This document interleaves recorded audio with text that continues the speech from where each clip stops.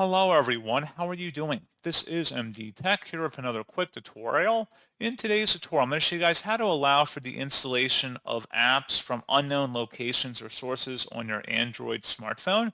So whether it's a Samsung Galaxy phone or a Google Pixel phone, doesn't really matter.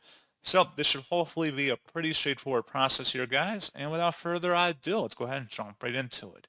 So all you have to do on your homepage is just scroll up and then select the Setting Gear button. And then you want to go down and select apps. So go ahead and select that.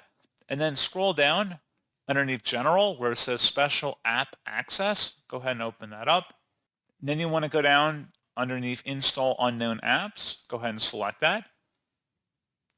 And then if you want to allow for the installation of unknown apps from these sources, just would select whatever source. So let's say Google Chrome.